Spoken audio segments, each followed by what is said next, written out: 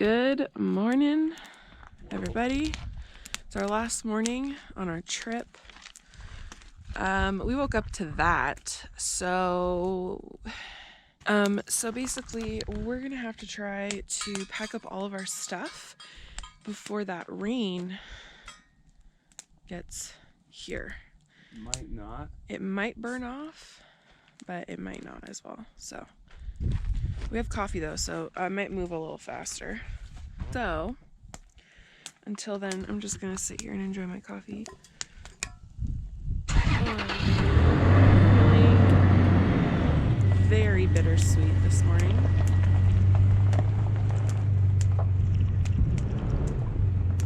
But we still have some super cool ghost towns that we're gonna go check out on our way home.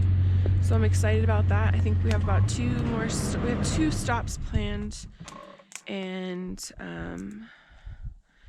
that's it. And we're about a little under 5 hours away from home. So 6:50. yeah. So I'm gonna sit by this fire right now for a second. We just got like everything packed in like 2 seconds. That was the fastest I think we've ever gotten anything packed. Sure.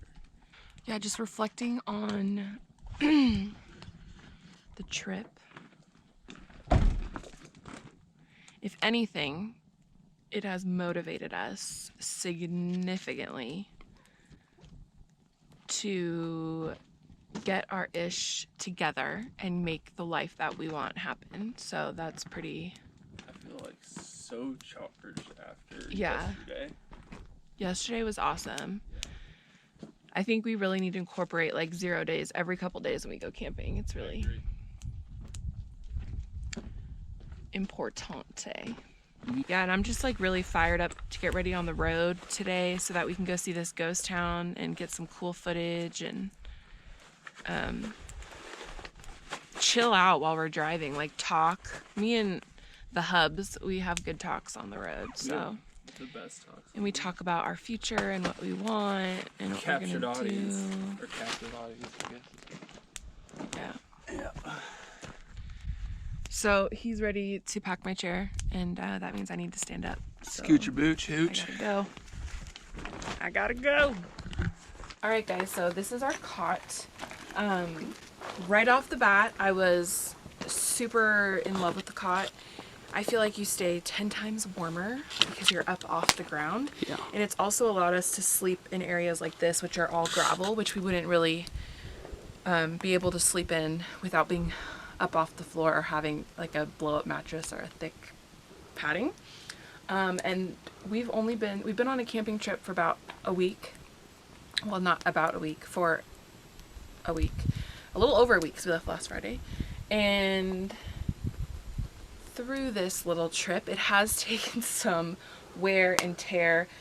We first lost a bolt. That was the first thing to go, and that was on like the second camping night, I want to say. And I believe that this blue has ripped in some places as well. It's right there. And you can tell from the footage that it has a lean to it. Yeah. So Alex's side gave, and it's sunken in on that side, and it's probably due to the loose screw. So we're gonna have to do some work to get it to our standards of rugged camping. Right, like for the meaning purpose and like for the usable purpose, I would honestly give it like a 4, because it really changed and made it 4 out of 5. 4 out of 5, okay. yeah, because it really changed our game and made it super comfortable. Yeah. But with Durability and what is it? Value? Not value, but what is that called? What's that word? I think value is pretty good. I would probably give it like a 2. Because it fell apart real fast, and it's not like we're like jumping up and down on it, or like we literally just sleep in here and like that's it. So the idea and the concept and what it did for us, 5, but the actual product is probably about like a 2-star. And let's hear what Alex has to say about it. You already saw it busted. That was actually the first night. But definitely steps up the warmth a lot, because I will show you guys, but we got like a little mattress topper foam too, and that just cut all the cold air coming from under you, and you're not laying on the cold ground. So warmth way up, comfort way up, because obviously you're on a comfortable mattress topper instead of these rocks. And storage was super nice. So we have a bin that slides under there. We just stored our stuff in there, and there was room on one of either sides to put our little heater in case it got cold, which we only had to really use that one night when it got below freezing. But no, overall, I don't know. I'll rate it like you did. I'll say comfort. I would 4 out of 5. I would say durability is like 0. I mean, like when the very first time I opened it, it ripped that seam that was in the house. That wasn't even like camping. It's not stuff. I mean, stuff that we can fix, but it's really thin, poor quality metal. But yeah, I don't know. Overall, I'd give it a 3 out of 5, just because it's made this trip really comfortable, even though by the end it's pretty ratty. So 3 out of 5 overall. So we are leaving the epic camp spot. We are on our way to a ghost town. The old dusty trail. Old dusty trail. We're not the only crazy people. Yep. I do. Oh, this is gonna be. Yep. I'll wait to drink my coffee till we get out on. I do like areas like this because you can meet like-minded people. That's what I was just gonna say. Like, if you're ever nervous to start off-roading and BLM camping and stuff like that, honestly, just go to one and your life will be. Yeah, you'll be pretty at ease. If you're into this. Like, if you're not into camping at all, then I mean, you're probably not gonna like it. But You will meet like-minded people, and generally, people that like to go out and camp are really nice. yeah, There's a lot of really nice old people. yeah, it's a But lot we of love like, it. We love visiting. older RV people, which is totally cool. Yeah. And then there's a lot of like, we met one young kid and his like Swedish girlfriend, and Oh yeah, they're sponsored by like those rent a van things, and Yeah. they were just traveling because he was making like a video for them, and that was pretty cool. And then we met like another couple a little bit older than us, and they just do this whenever they have every single weekend. days off, and they just go. So, and then you all talk about spots, and you like learn about spots that Yeah. way, and it's super cool. And yeah, I totally, if you ever want to get into it, you just have to do it. That's like, The hardest part. that's the hardest part. It's just like building up the courage and Yeah.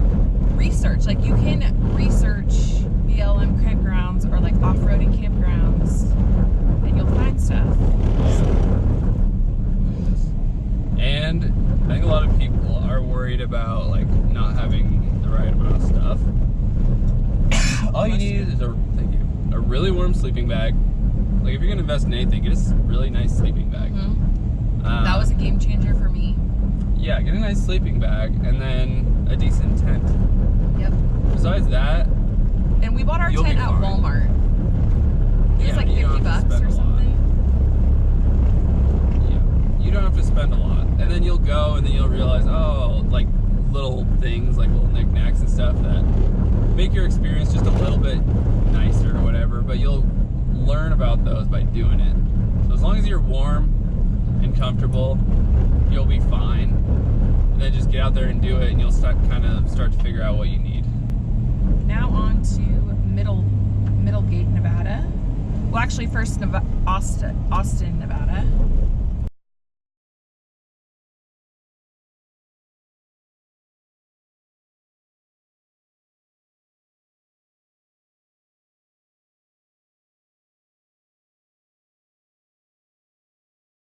We just saw a sign for a castle. I don't know how far it is going to be up here, but Can you really ever turn down the opportunity to go see a castle? I think not. I feel like it's not a real castle. I feel like it's not a real castle either.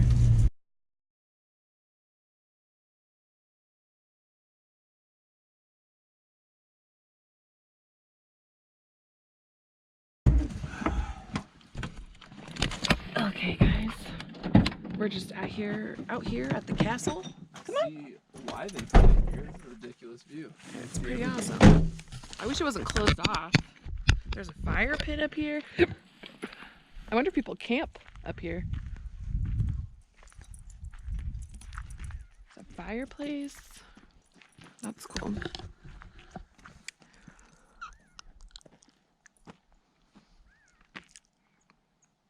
Oh. I just want to go in it. Ew. But the view's pretty awesome. Oh, there's a launcher. I don't know if it's a trail, but people definitely bring their bike down it. Hello. So we have stopped at a pit stop. One great thing about Highway 50, especially in Nevada, is that there are just like little, they're not called rest stops. They're kind of like historical points, and they just happen to have, they're either like wild animal viewing animal areas, or they are little historic points. This is the Pony Mail Express site. There is a 2-mile hike up to where the old Pony Express place where they housed the actual ponies, and there's a 2-mile hike, and we're like, maybe we should do it, maybe we shouldn't do it.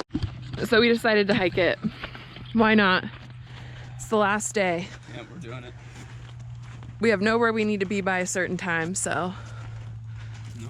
we might as well. I have to wear flip-flops because last night I stepped, going to the bathroom on a bathroom hike, I cut the bottom of my foot open, and it just feels better airing it out. So I'm hiking in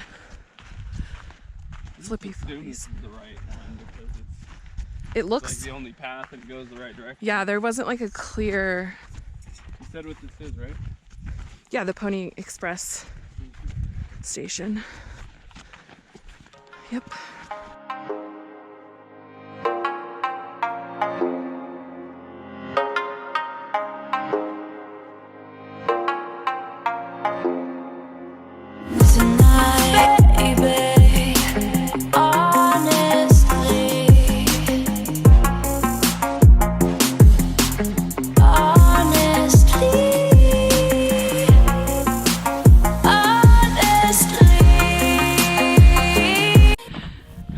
Alright guys, you can probably hear me panting.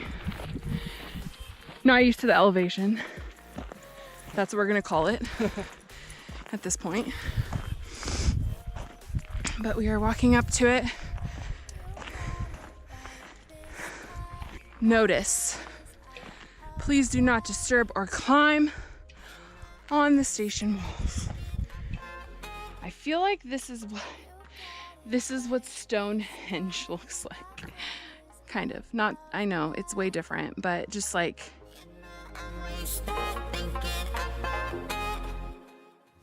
it's so cool to have a structure like this, you know? Like they camped here, they lived for the post office. This area was their living quarters.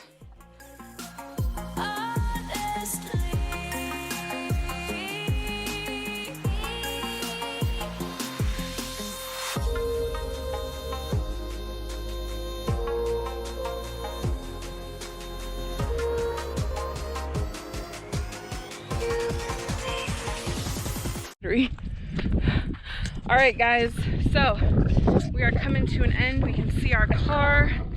That was super cool, totally well worth a 4-mile hike, and we got our exercise for the day, so that was cool, and so did Kiko. The only thing that sucks is that we haven't put deodorant on today, so we're a little stanky, but luckily we're only really going to ghost towns, so I don't really think many people will care. We're about 20 minutes out of Middleton. Is that what it's called? Middleton? Middlegate.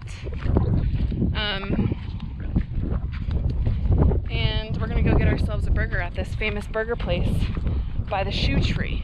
So